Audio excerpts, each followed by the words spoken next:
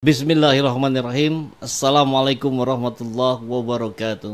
Semangat perubahan, salam kedaulatan rakyat.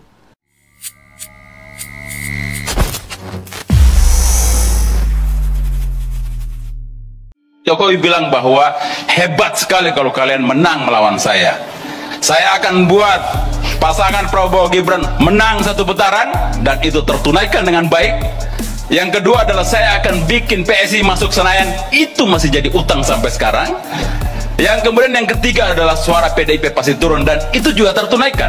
Walaupun PDIP hari ini adalah pemenang, tapi 21% turun ke 16, itu adalah angka kalau dilihat 5% bisa membuat satu partai politik lolos parliamentary threshold. Ya, karena itu adalah pemilu terburuk menurut saya. Pemilu paling brutal kalau menurut juru bicara PKB yang tadi bicara di paripurna DPR. Harus dibongkar, karena kalau tidak, nanti kebrutalan ini menjadi inspirasi rejim sebelumnya. Baik. Jadi makanya harus kita nyatakan bahwa agar semua presiden sejarah memberi pelajaran kepada kita semua bahwa jika ada kekuasaan yang melebihi kepatutan, maka dia harus dikatakan stop oleh. Tidak pernah ada rumusnya dimanapun adanya sebuah kecurangan yang sempurna, itu tidak ada. Jadi kecurangan pasti akan menimbulkan lubang yang sangat besar yang kemudian itu mudah untuk kita korek bagaimana kegagalan mereka dalam melakukan kecurangan. Salah satu contohnya kesombongan tabiat manusia yang karena merasa sudah berhasil sebelumnya, maka dia akan merasa berhasil selamanya. Mungkin dia menganggap akan hidup selamanya. Jadi apa yang Jokowi lakukan dengan desas-desus yang kita dengar hari ini, istrinya Kaesang mau maju katanya ya, wali kota mana, Bantul apa mana,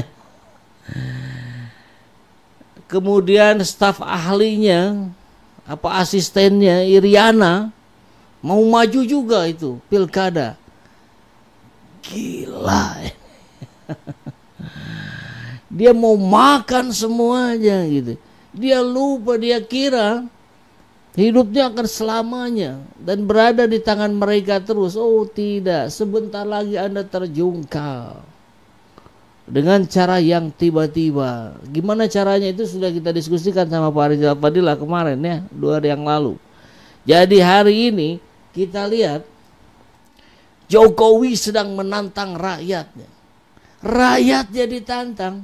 Kita dapat info ya bahwa Pak Jokowi sempat memanggil Anda dan beberapa orang terdekatnya dan menyampaikan bahwa nggak ada yang bisa mengalahkan Prabowo Gibran. Anda semuanya nggak bisa mengalahkan Prabowo Gibran. Itu yang disampaikan Mas Andi.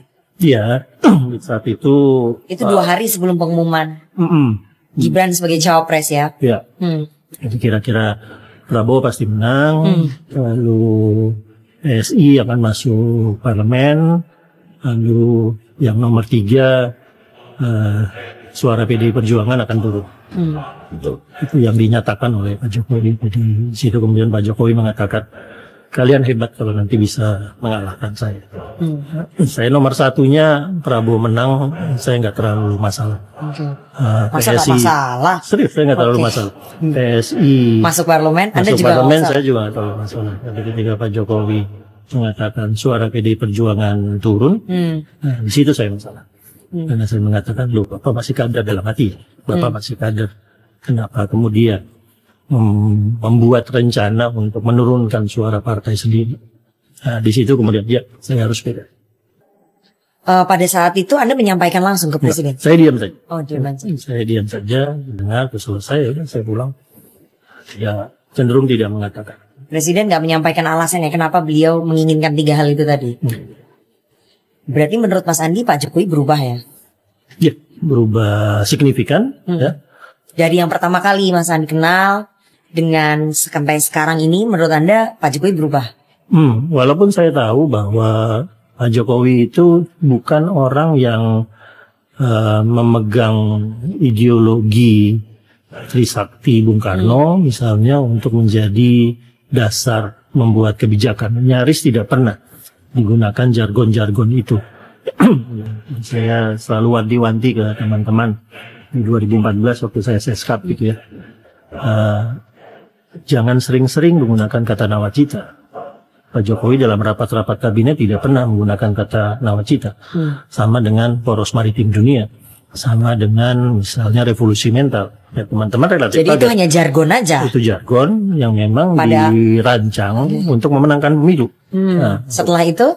Ya, setelah itu tidak. Kemudian Pak Jokowi kemudian bergerak dengan kebijakan-kebijakan pragmatisnya untuk menjalankan pemerintahan, ya, untuk kemudian mendapatkan keyakinan akan memenangkan periode 2-nya. Itu menjadi politisi yang sangat pragmatis, yang berhasil dilakukan dengan sangat baik di 2019.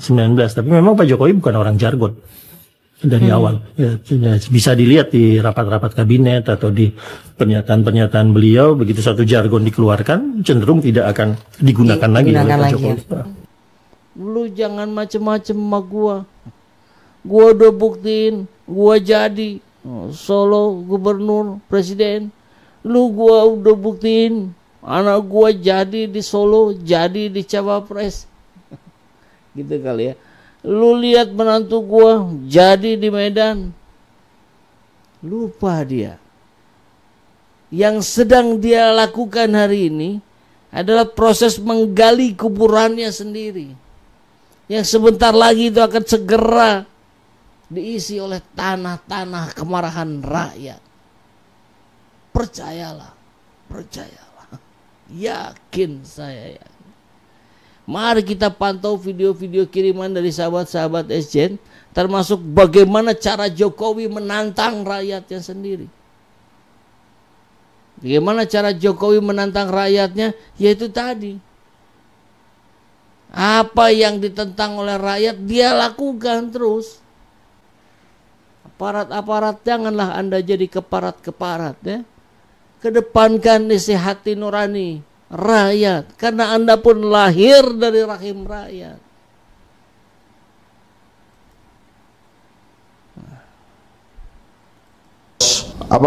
Threshold parlemen 4%. Ini desas-desus ya? Desas-desus kan.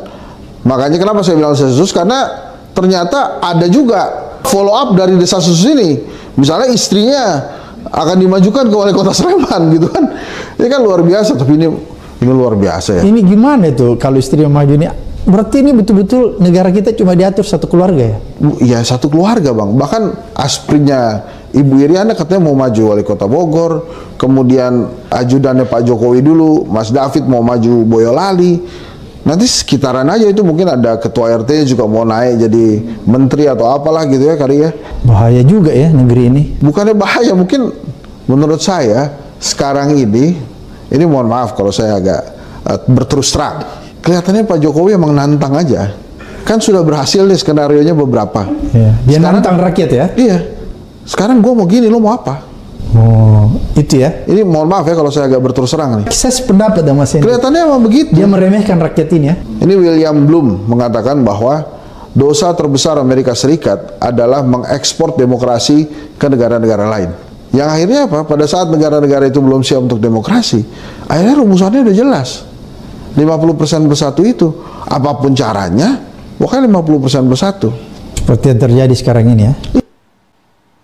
Halah, ngapain dengerin rakyat? Yang jelas kekuasaan Solo ini yang sudah terbukti kan barangkali begitu. Akhirnya dia kekeh memaksakan Gibran maju Cawapres.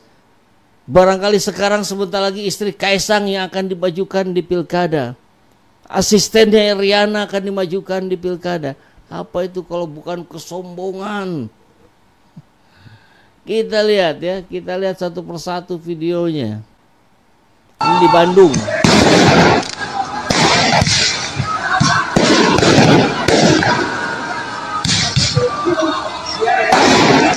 Ini suaranya saya kecilin ya. Ini luput dari pemberitaan media-media mainstream. Ini aksi demo mahasiswa di Bandung di depan gedung sate. Membakar ban, menyalakan petasan. Ini daerah sudah bergerak ini, hati-hati. Ini simultan nih, di Solo juga bergerak. Mahasiswa sudah mulai turun ke jalan. Kalau kita lihat tempo hari keberhasilan menggulingkan rezim Soeharto itu oleh mahasiswa, sangat boleh jadi ini ujungnya juga tumbang oleh mahasiswa. Para ulama mengatakan seringkali pertolongan Allah itu di persimpangan terakhir. Di persimpangan terakhir. Lihat bagaimana Allah menolong Nabi Ibrahim alaihissalam. Kuni bardan wa salaman ala Ibrahim. Wahai api, jadilah dingin dan nyaman bagi Nabi Ibrahim. Lihat bagaimana Allah subhanahu wa ta'ala memberikan pertolongan kepada Nabi Musa alaihissalam. Udah mentok baru dibuka itu laut. Lihat bagaimana Allah subhanahu wa ta'ala memberikan pertolongan kepada Nabi SAW di Gua Thaur. Udah mentok, udah paling atas, udah gak bisa ngapa-ngapain lagi. Allah tolong beliau. Dan itu yang membuat orang yang sabar dalam sejarah selalu minoritas. Karena sulit bertahan sampai persimpangan terakhir itu. Itu susahnya minta ampun. Itu beratnya luar biasa. Itu beratnya luar biasa. Dan tetap tawakal sama Allah subhanahu wa ta'ala. Oh, itu nggak mudah sekali. Nggak mudah nih. Itu berat. Dan itu ujian keimanan. Ujian keimanan. Oleh karena itu jamaah sekalian, tetap berjuang dan tetap berikhtiar sampai titik darah penghabisan selama itu halal. Dan lakukan apa yang bisa kita lakukan. Walaupun secara hitung-hitungan dunia, prediksi manusia tidak akan merubah hasil. Karena menentukan bukan manusia, yang menentukan Allah tabaraka wa ta'ala. Dan lihat bagaimana nanti Allah menolong kita, membantu kita, memberikan keberkahan kepada kita, dengan syarat sekali lagi pada saat kita berjuang tawakal kepada Allah subhanahu wa ta'ala, bergantung sama Allah sebagaimana Hajar bergantung sama Allah, sebagaimana hadis Nabi SAW, wa annakum tatawakkaluna 'ala Allahi haqqa tawakkuli. Dan Allah berfirman dalam surat At-Talaq, wa man yatawakkal 'ala Allahi fahuwa hasbuh. Barang siapa yang bertawakal kepada Allah, Allah akan cukupkan. Faiza azamta fatawakkal 'ala Allah. Pertolongan Allah sukar masuk dalam logika manusia. Seringkali dalam situasi terduga-duga dan di ujung persimpangan. Dan kita sedang berada ini di ujung persimpangan. Jangan kemudian di ujung ini kita menjadi luput. Kita menjadi lupa akan adanya tangan-tangan Allah yang terus bekerja selama ini. Pemilu aja bagi-bagi bansos, ya jumlah bansosnya aja melebihi angka bansos COVID. Sekarang yang lagi kebanjiran sudah 11 hari belum dapat bansos sama sekali. Kemana? Ngumpet. Mas, asik budi.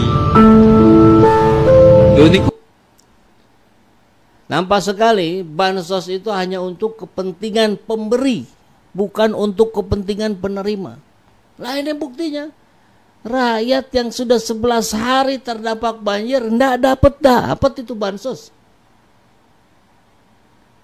Bansos hanya ada untuk kepentingan pemberi. Ketika yang begini kepentingan pemberi enggak ada.